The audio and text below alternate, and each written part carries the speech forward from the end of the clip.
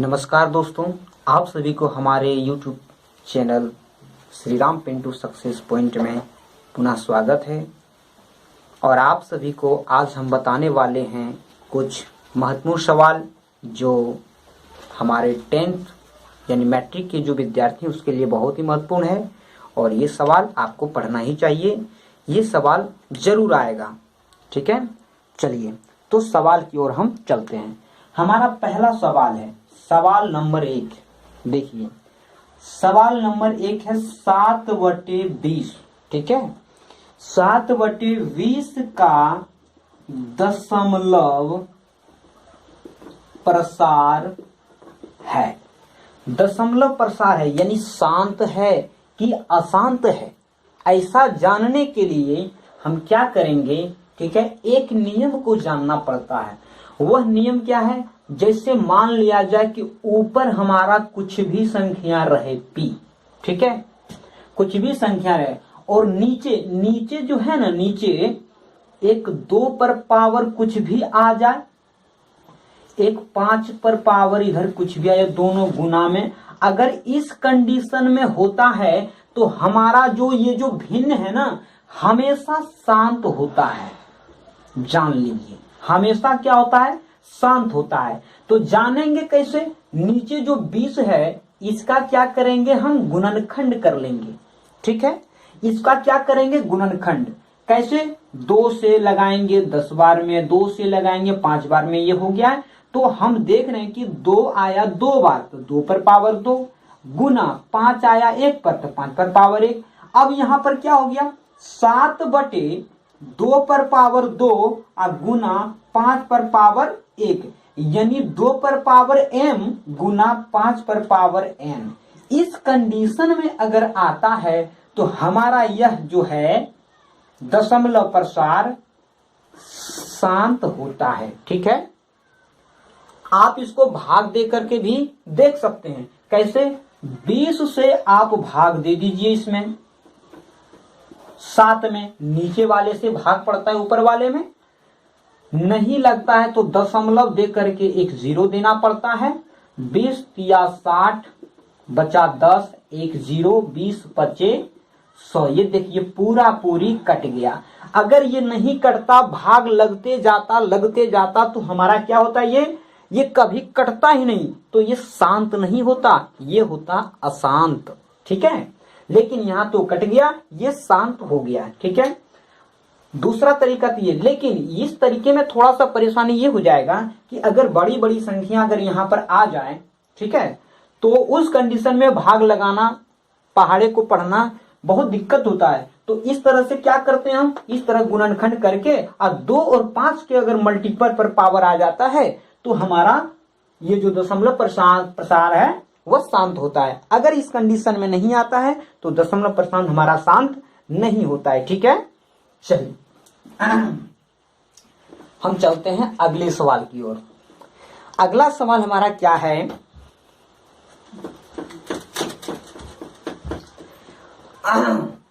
सवाल number 2। 2 number सवाल भी बहुत महत्वपूर्ण है, आप इसे भी ध्यान से देखें और समझें। सवाल नंबर 2 इतना महत्वपूर्ण है कि मत पूछिए तो एकदम छूछे पूछा जाता है। जान लीजिए, जैसे पाई बोलता है कि पाई जो है कौन सी संख्या है, ठीक है। पाई आप इसे रट लीजिए, पाई जो है ना अपरिमेय संख्या है। कौन सी संख्या है? अपरिमेय, ठीक है, आप ध्यान में रखिए। लेकिन पाई का मान आप लोग जानते होंगे, ठीक है, और नहीं जानते हैं तो यहां देख लीजिए, पाई का मान होता है 22/7। लेकिन ये जो 22/7 है इसके बारे में आप विशेष रूप से ध्यान रखिए, ये होता है परिमेय, ठीक है। आप इसे एकदम रट लीजिए, ठीक है। पाई अपरिमेय होता है लेकिन पाई का मान जो 22/7 है वह परिमेय होता है, ठीक है। चलिए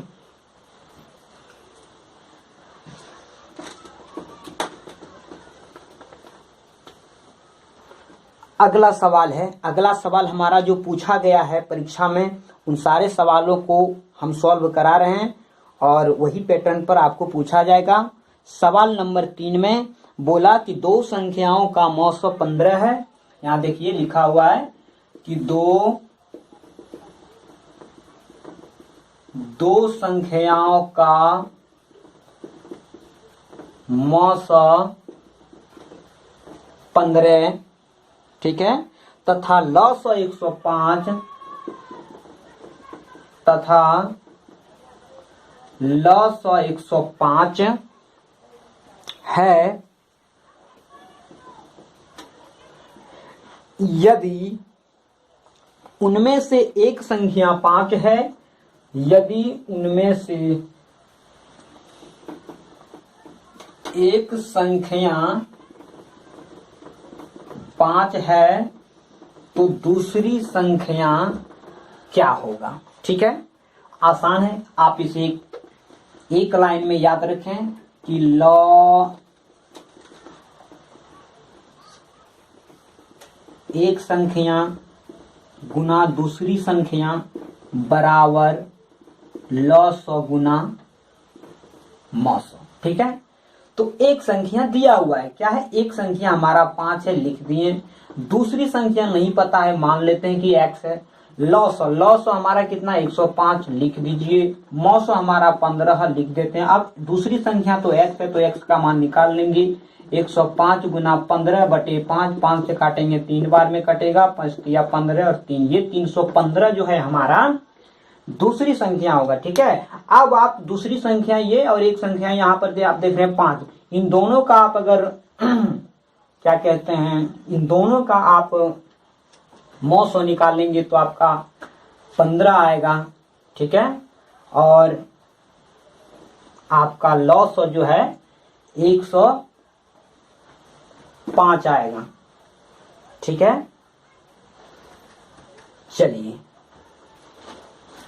अगले सवाल की ओर हम चलते हैं।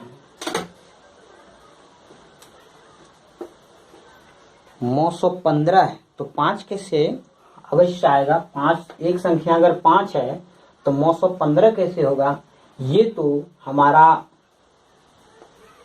15 ही होना चाहिए, 5 है। सवाल में एक संख्या 5, ठीक है, आपको ट्राई करके देख लेना होगा इसमें कि आखिर ये होता है कि नहीं। एक संख्या अगर 5 है, दूसरा संख्या 315 है, तो दोनों का मौ 100 पहले निकाल लो। 5 315, 5 छक्का 30, 1 5 पंतिया 15, ये कट गया, यानी मौ 100 हमारा 5 ही हो रहा है, 15 नहीं हो रहा है। ठीक है, इसलिए यहाँ पर हमारा 5 ही होगा। ठीक है, 5। अभी रुक जाइए, अब इसका निकालते हैं लॉ 100। तो लॉ 100 में क्या करेंगे, 15 और 105 दोनों का, तो ये 15 एका 15, 15 सती 75 से, तो 100 तो 5 ही आएगा इसमें, क्योंकि 15 से ये तो कट रहा है 105। ठीक है, लॉ 100, तो एक संख्या हमारा तो ये 15 होना चाहिए।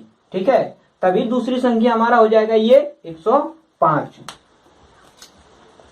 तो एक संख्या हमारा 15 नहीं होगा, ऑप्शन में वहां किताबों में गलत छाप दिया है।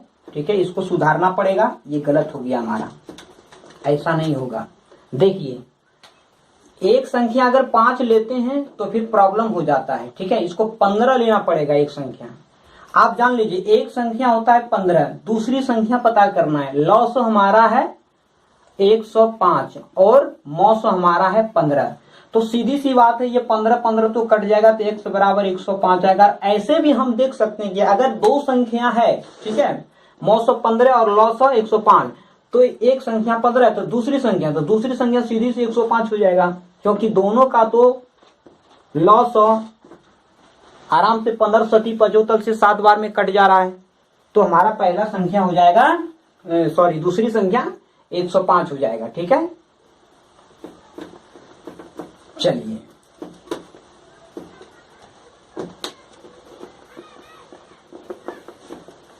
सवाल नंबर आगे, अगला सवाल हमारा है, ठीक है,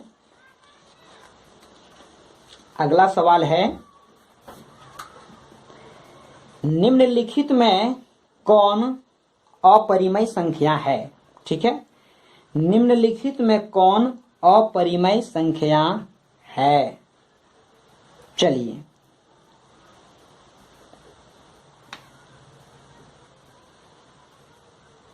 अपरिमेय संख्या, तो ऑप्शन देखिए, ऑप्शन में दिया हुआ है आपका। ठीक है, ऑप्शन में है -9/√√16, ठीक है, और आगे है √3/5।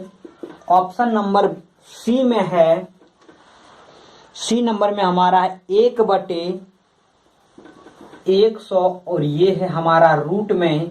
और ऑप्शन नंबर डी में है हमारा 36/64, रूट अंडर 36/64। इसमें बोला गया है कि आप जो है सो इसमें अपरिमेय संख्या को चुन करके बताइए कि कौन सा अपरिमेय संख्या है, ठीक है। तो यहाँ देखिए 4 चौक 16, ये तो इसको जब निकालेंगे तो -9/4 हो जाएगा, ये तो हमारा परिमेय संख्या हो गया, ठीक है। यहाँ पर देखिए ये रूट के अंदर, रूट से बाहर नहीं निकल रहा है, तो जो संख्या रूट से बाहर ना निकले, रूट के अंदर ही रहे, उसे अपरिमेय संख्या कहते हैं। तो ये बी नंबर ही हमारा अपरिमेय संख्या है। ये देखिए ये तो 1 एका 1 और 10 दूनी 100, ये तो निकल गया। ये 6 छक 36, 8 8 64, ये भी निकल गया, ठीक है। तो हमारा अपरिमेय संख्या हो गया, बी नंबर का अपरिमेय संख्या हो गया। चलिए अगला सवाल देखिए, कितना छोटा छोटा सवाल पूछता है। इस सब छोटा छोटा सवाल विद्यार्थीगण फंस जाते हैं और नहीं बना पाते हैं, ठीक है।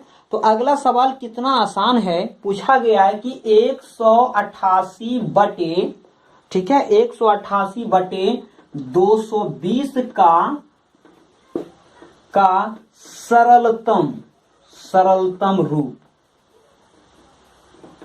सरलतम रूप क्या होगा, ठीक है। क्या होगा सरलतम रूप? तो क्या करेंगे, आराम से 188 और 200/220 को हम काटते जाएंगे इसको, ठीक है। एकदम 188/220 ही है। आप इसको 2 से काटिए, 2 9 18, 2 चौके 8, 2 एकम 2, 2 एकम 2 और ये 0।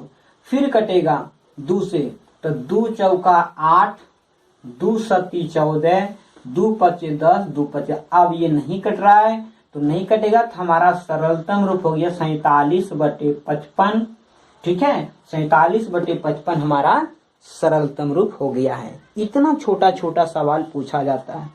देखिए कितना हल्का सवाल है, एकदम आसान है। बोला गया है अगला नंबर सवाल में, ठीक है।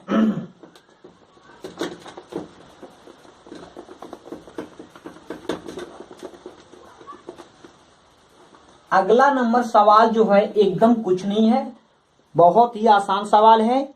किसी द्विघात बहुपद के सवाल, ठीक है,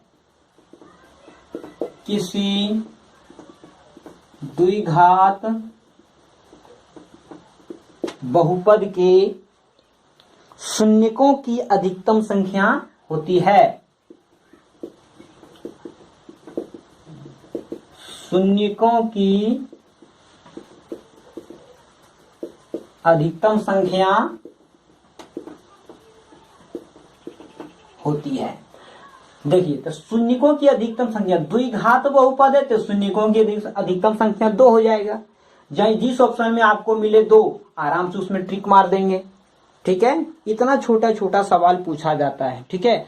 अगला सवाल जो बहुत ही महत्वपूर्ण है, आप देख लीजिए, इन सवालों को आप सीख लीजिए।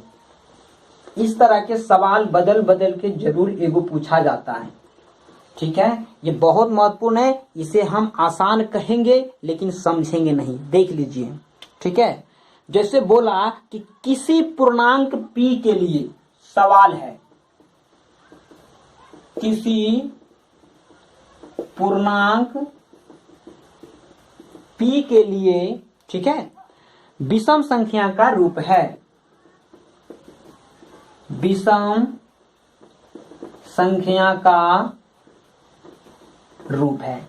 कभी कभी तो सम संख्या भी पूछ देगा, कभी अभाज्य भाज्य, इस तरह से आपको पूछा जाएगा। ये ऑप्शन पर डिपेंड करता है, ठीक है, कि ऑप्शन आपका क्या दे रखा है। ऑप्शन आपका है सबसे पहला 2p+1, ऑप्शन नंबर बी में है, ठीक है, बी में है 2p, नंबर ऑप्शन सी, ठीक है, उसमें केवल p है, और डी नंबर में आपका दिया हुआ है p+1, ठीक है।